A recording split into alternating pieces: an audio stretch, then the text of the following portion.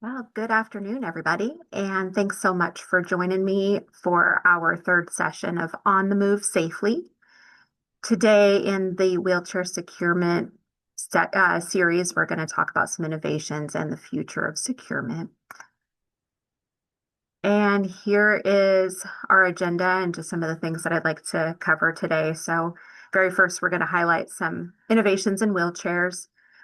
We're going to highlight a few of the different products and equipments that can help in securement, and we'll talk a little bit about some policy opportunities as we go as well. Much like I mentioned before, this is who we are. So I work for Safe Kids Grand Forks. I am a child passenger safety technician instructor, and I have had the opportunity to serve as our North Dakota school bus safety training lead for the past couple of years for the National Child Passenger Safety on School Buses training. So that has been an exciting thing that I've got to do. All right. So let's jump right in. Please feel free to ask questions either via chat or just jump off mute and ask if you have them. All right, very first of all, and in the past two sessions, I have highlighted WC19 mobility devices a number of times.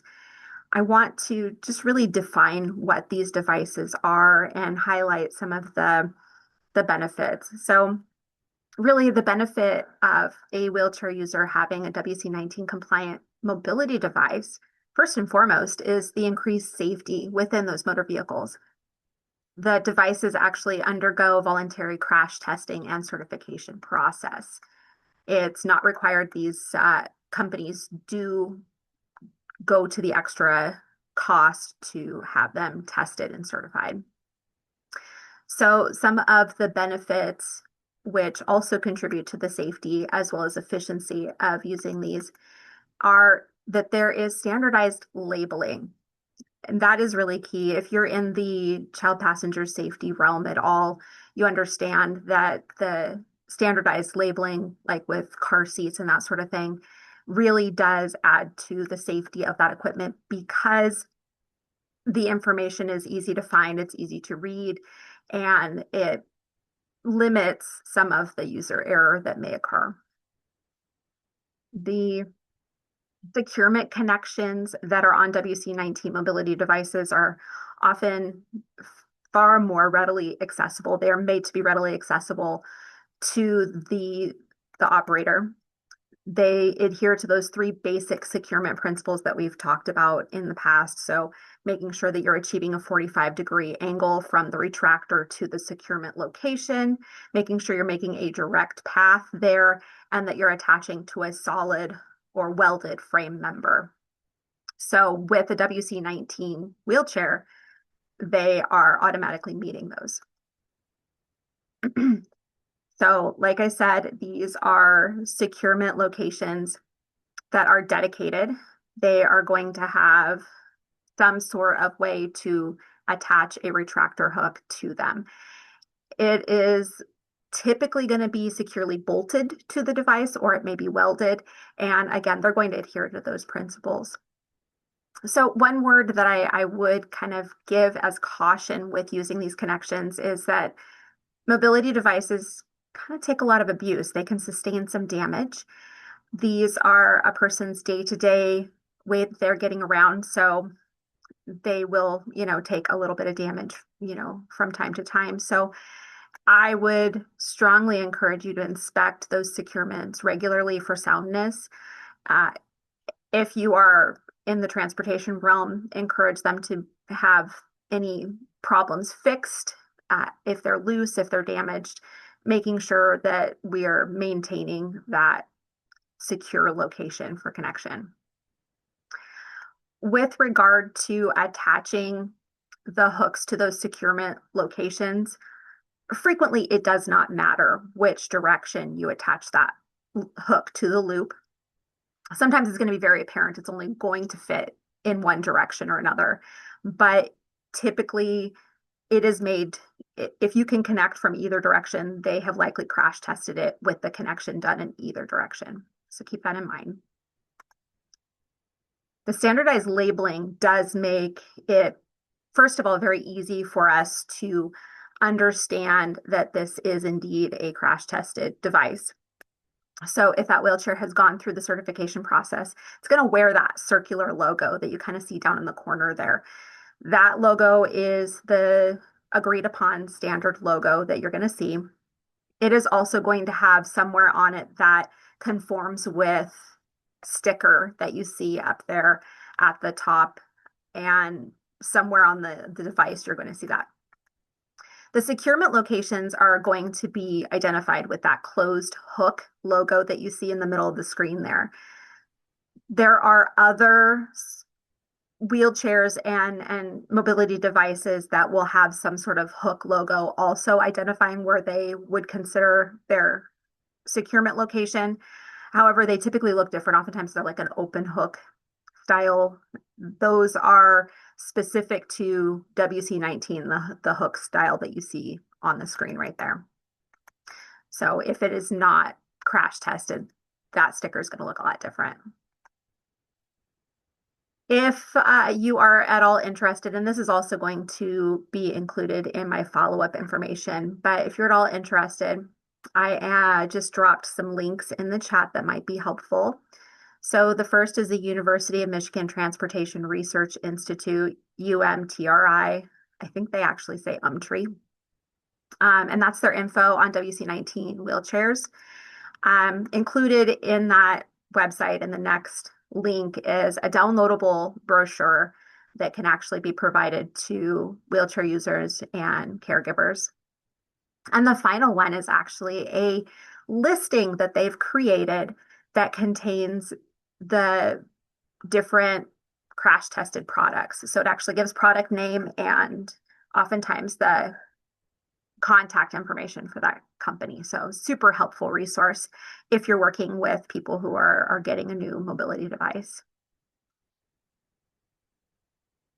The other thing that WC19 mobility devices have the opportunity for is that installed crash tested lap belt. Now that lap belt connection is, again, it is an optional to install. So it's not every chair that is WC19 compliant will necessarily have it. The owner has to opt into that. That belt, though, will have a connector for the vehicle's shoulder belt. So instead of connecting to the external lap belt that attaches to your retractors, like we've seen in the other sessions, it's actually going to install directly to the lap belt. And there are some harness style WC19 securements within the wheelchair. If the passenger is small enough, those harnesses can actually be standalone restraints for them. The other thing is we need to remember that if we are using the installed WC19 lap belt, it actually requires that we have those reinforced WC18 floor retractors. We're going to talk a little bit more about that WC18. So and I will say it over and over and over again, but regardless of whether they have an installed WC19 belt or if they're getting the full lap and shoulder belt treatment from the vehicle itself, they need to be using the lap and shoulder belt. That way, both their lower body and their upper body is held in place, keeping them safer in the case of any driving situations or any crashes. Now, if you do not have WC18 floor retractors, no big deal. Just means that you'll use the vehicle lap and shoulder belt rather than using the internal lap belt. The one thing that I will note is in the course of my work, some of the transportation providers that I've talked to have heard from wheelchair users that kind of misunderstand the scope of the installed crash tested lap belt that they have and will refuse to use the shoulder belt because they figure, I've got a seat belt, I've got it covered. So if you are in a situation where you can do some education and let them know that yes, while your lap belt is crash tested, it is made to work with a shoulder belt, and that's going to give you a lot more safety and security. And I'll send you some links in my follow-up stuff regarding some crash testing that they've done with wheelchair users using just a lap belt versus a lap and shoulder belt. It is significant and it's shocking just how much damage the human body will take if it's just a lap belt. And we see that with people who are not wheelchair users who are using the vehicle seat as well. Another thing that we kind of want to note with WC19 mobility devices, they are newer devices. They can be a little spendier, obviously, with the voluntary certification that they go through. They're going to be a little bit more costly. They also have a lot more of the reinforcement and the safety equipment. But the VA, the Department of Veteran Affairs, is actually making it their standard to promote the WC19 for patients that are requiring mobility devices, which is huge because that really honestly means that they are prioritizing safety. And I've mentioned before, our legal system with regard to the ADA and IDEA, they put legal systems in place to guarantee a disabled person's access to services, transportation, and other, but they do not ensure safety. So this is really the first major monumental move toward making sure that safety is a priority for wheelchair users in vehicles. So in order to make sure that more people are using these crash tested devices, it's really incumbent upon all industries and individuals that are working with disabled people to advocate for their use. The VA, like I said, has made that a standard recommendation, but other health systems, insurance companies, and that sort of thing, they aren't necessarily making that recommendation. And it may not be anything other than there's not a lot of awareness, perhaps, or there's not a lot of call for it because perhaps wheelchair users just aren't familiar with the benefits that they could be experiencing with these devices. It's really something that if we work in any field that works with people who may be wheelchair users, we can actually promote the use, we can educate on the benefits of that safety and really create a culture of motor vehicle safety within the wheelchair using community. I think that sometimes motor vehicle safety becomes a huge backseat, whatever. It becomes kind of a secondary thing in the grand scheme of what a wheelchair user or somebody using a mobility device is experiencing from day to day, but it really does need to be a priority. All right, so let's talk some other securement technology advancements. So some newer technologies that are either out now or have newly developed are really taking a lot of the guesswork and user error issues out of securement. Wheelchairs are becoming larger, heavier, more complicated. They are helping to bridge gaps in mobility issues that people had been experiencing. However, it does make it more difficult for motor vehicle transport because of not only the size of those but also the weight of them and kind of just coming up with different systems to make them able to safely secure. So it is really, really awesome that some of these industries are developing new ways to make these a little bit easier to secure. Therefore, if we're reducing the time that securement takes, if we're reducing the number of steps, it allows those operators to stay on time.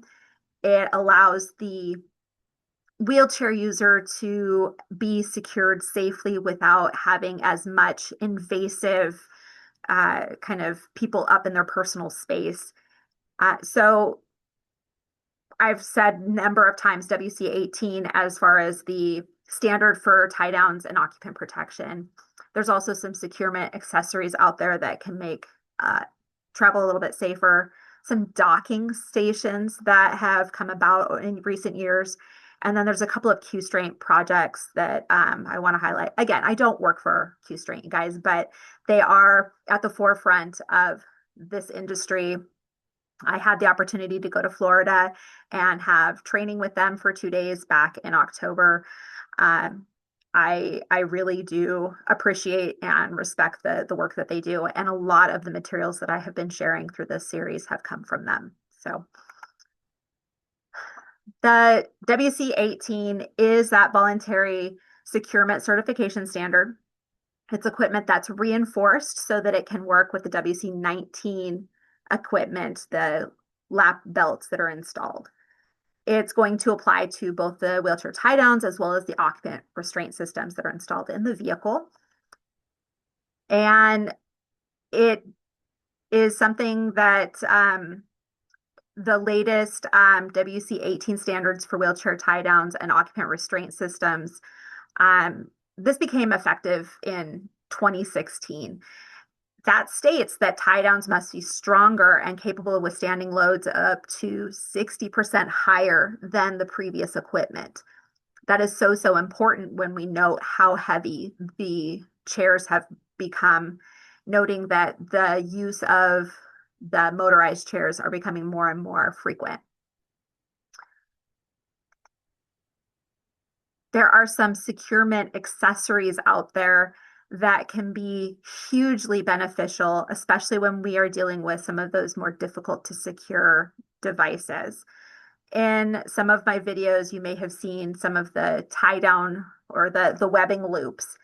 Those webbing loops can be phenomenal tool if you have a device that is difficult to get securement hooks around. If you don't have an obvious spot to hook onto, the webbing loops can absolutely remedy a lot of those issues. There's also some loop type devices that are specific to three-wheeled scooters, because if you have a three-wheeled scooter that has that center steering tiller, those are notoriously fragile. And so having a strap that's made specifically to go around the base of that in order to secure that device from the front while protecting that asset is really, really key.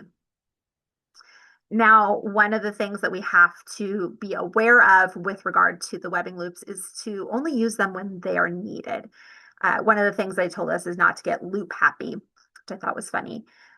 So we want to make sure the loop doesn't quote unquote hide the tag, meaning the tag that's on your retractor that's installed in your floor.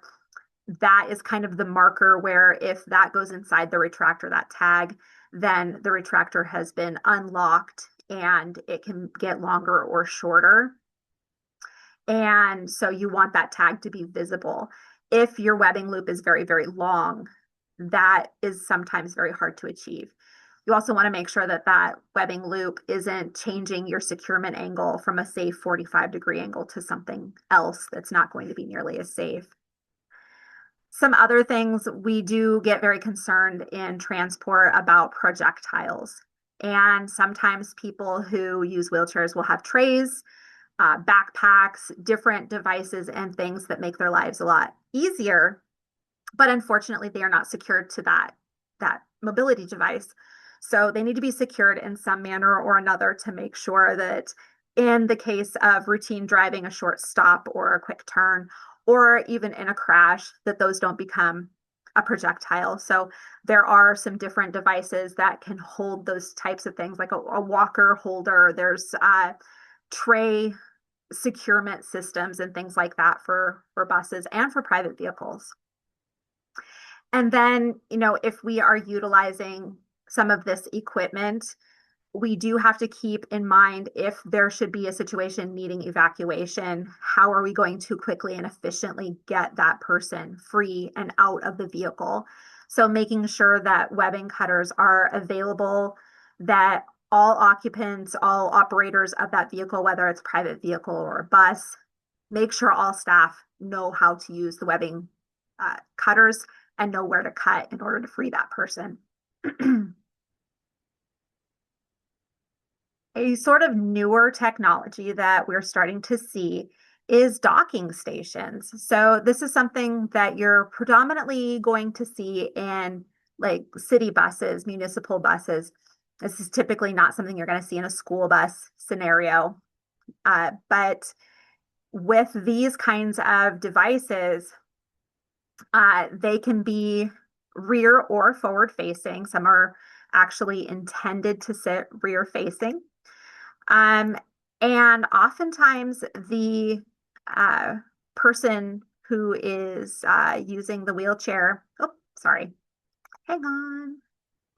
The person who's using the wheelchair can independently dock themselves into it, and they can actually, take that as an opportunity to kind of not have somebody up in their personal space.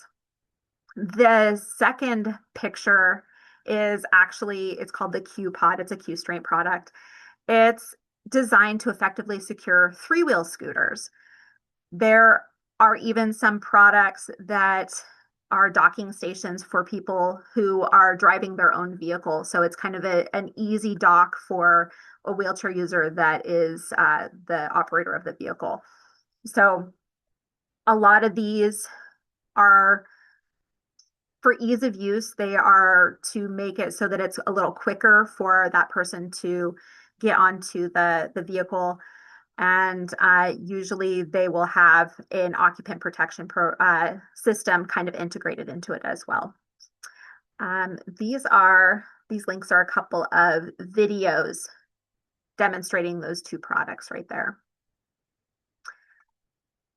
Q'Straint 1 is a newer product, very, very new actually, and it can be installed in buses. It has the retractors embedded into the floor as well as the lap belt buckle. The really cool feature of it is there's a button on the wall that you push, and then for a couple of minutes, it actually auto unlocks all of the retractors.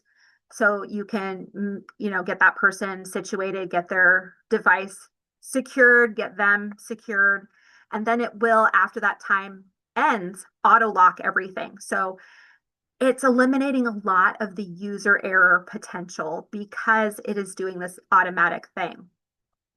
The other thing that is huge about that, and this is what I think is really, really amazing, is that it can be really space saving. And I think that's ideal, especially when we discuss like school buses that have a very small space to work with. So the red over here, that is with traditional securement retractors, and then the green is our Q'Straint 1. So if you have a 52-inch securement location with regular retractors, because of the amount of space they take up, you're actually reduced down to about 40 inches of actual securement space that person and their wheelchair can occupy.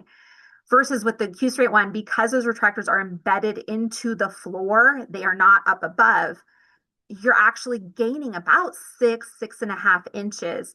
That's the same if you have that ADA compliant 48-inch spacing.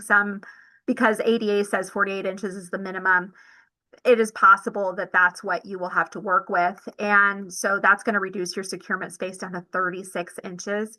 With those big power chairs, that is just not enough space. You're going to regain, again, about 6 inches of space using something that has those retractors embedded into the floor. And this is a little video showing just how quickly a person's securement can take place. Hopefully I can play it. Nope. Or maybe not. Let me try again. I'm Darren Rail, National Training Manager at Q'Straint. Let's compare securement with the Q'Straint 1 to a traditional securement system. For the Q'Straint 1, securement begins by pressing the wall button to release all 4 securements and the outside portion of the occupant securement, which are already perfectly positioned in the platform. Only 16 seconds into the securement process and the wheelchair is secured, and I'm ready to move on to the occupant securement, pulling the aisle side portion of the lap belt from the platform and routing it through an opening between the chair and the armrest to achieve a good fit. I then grab the remainder of the occupant securement from its preloaded position, allowing me to stay out of the passenger's personal space while connecting it to the aisle side portion of the belt. Finally, I lock the system by pressing the wall button, with securement clocking in at under 40 seconds. Now let's compare that process to securement. I will give you the link to that whole video so you can kind of see, but it is a very quick process with the Q-Straight 1.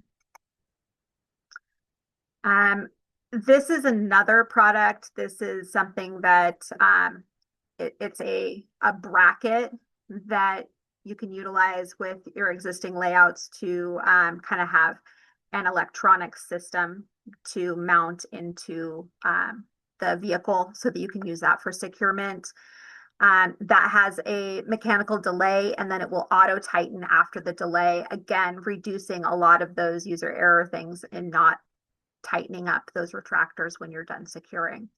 So all of these products are meant to not only increase safety, but also increase speed and efficiency when it comes to that securement. So kind of a huge win. Now, to kind of transition a little bit to policy adjustments that agencies can make,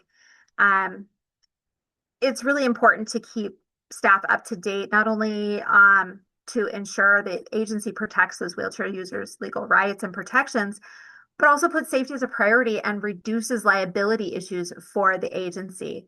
So there are some training policies that can be put into place. Often we learn that the misuse and improper securement that is occurring in different vehicles is the result of training systems either consisting of extremely outdated materials or word of mouth training. Sometimes we're hearing that staff maybe is hired specifically to be a trainer, but they're undergoing the same non-standardized, frequently incorrect information that's been passed from employee to employee for years.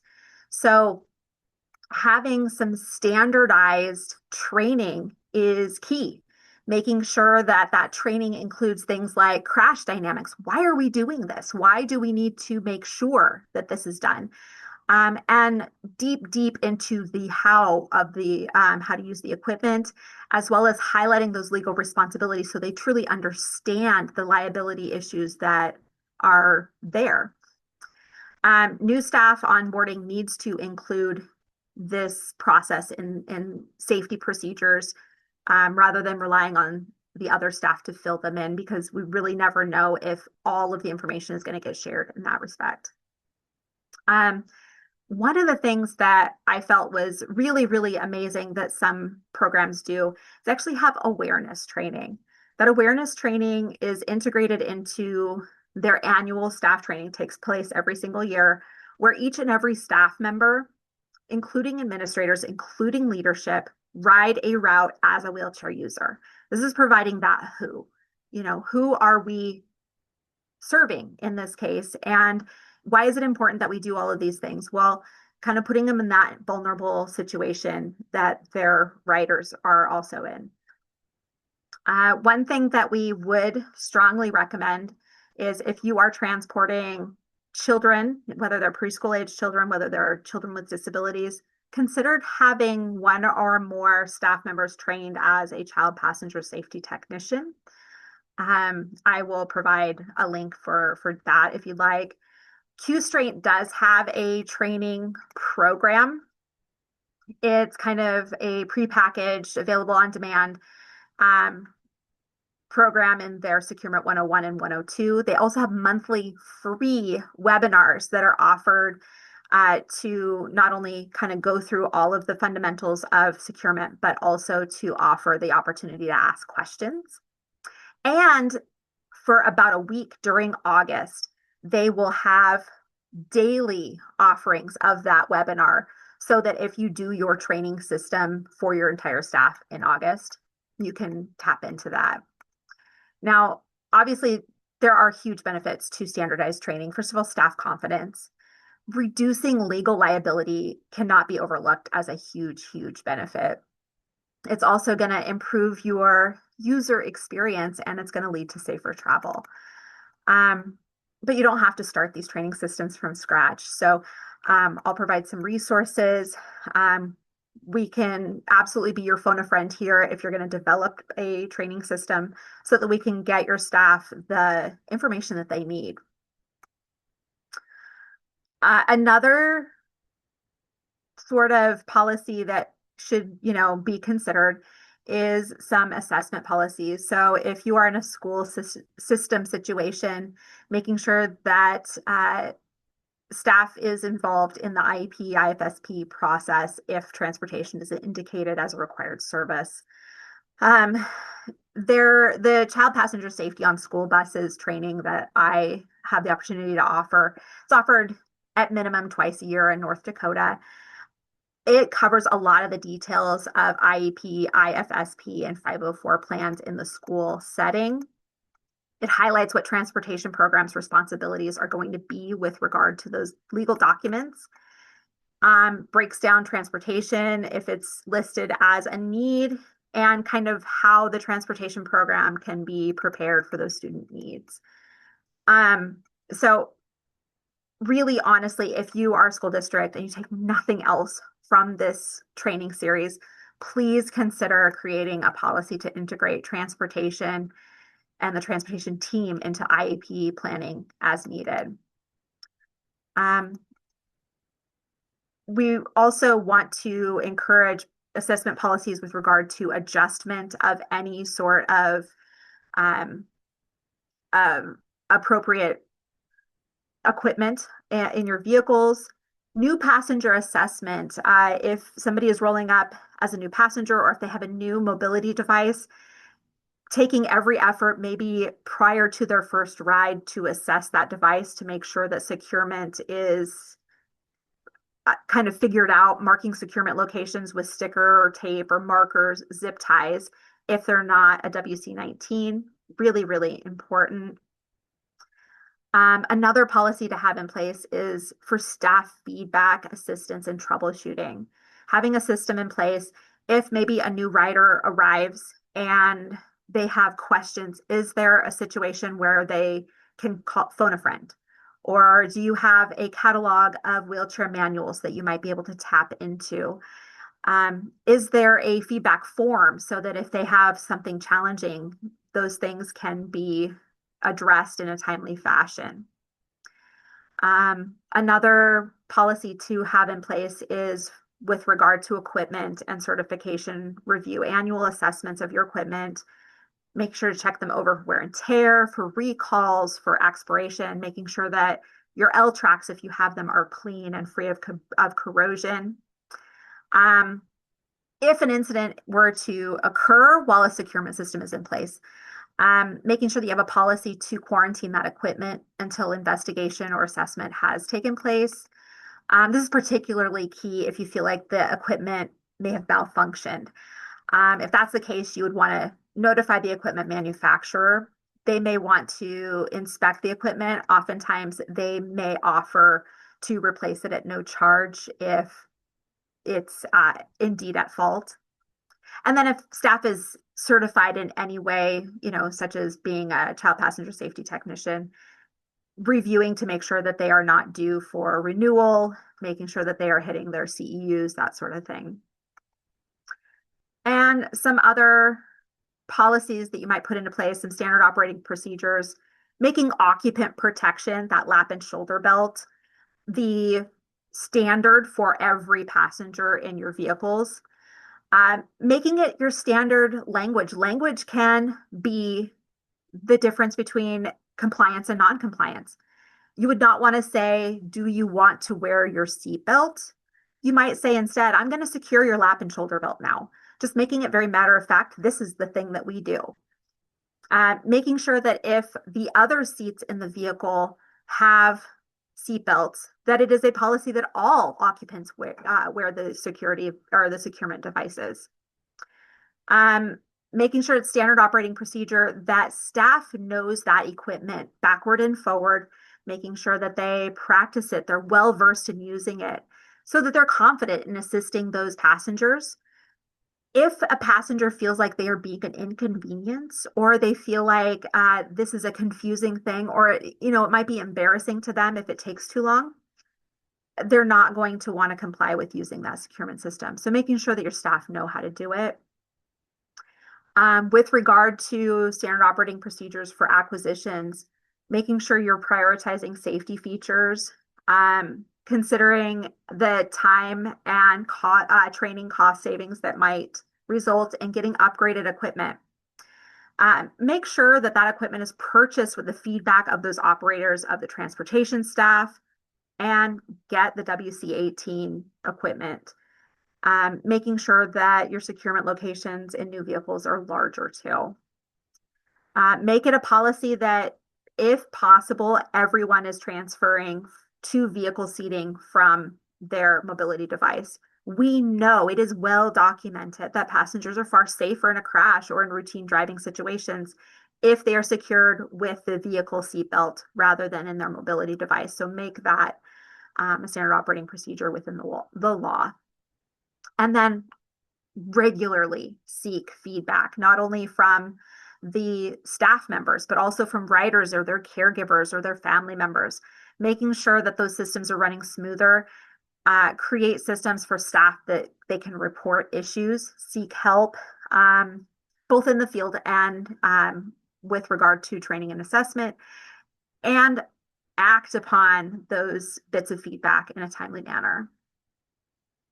All right, so here's some next steps. So you can continue your learning. I do encourage you to pop into that Q-Straight monthly webinar. He's much better at staying on time than I am. But the next one is on the 29th of this month, but they are held monthly. We do have a child passenger safety technician course, March 2nd through 5th. That's here in East Grand Forks. In August, and date has not been set yet, we will have our child passenger safety on school buses training, likely in Minot for one of our summer ones. We're also looking at Jamestown, I believe. And then those Q-Straight courses are available on demand. One second.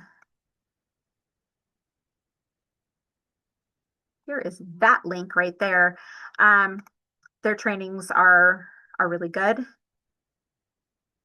Otherwise, thank you for coming on this journey with me. I really appreciate it. Big thanks to our support and our sponsors, to Q-Straight, to Vision Zero, to Buckle Up MN, and of course to my coworkers and my boss for allowing me to focus so heavily on this very, very awesome topic. So appreciate you. If you have any questions, feel free to ask. Otherwise, all of this stuff is going to go out via email. Thanks much.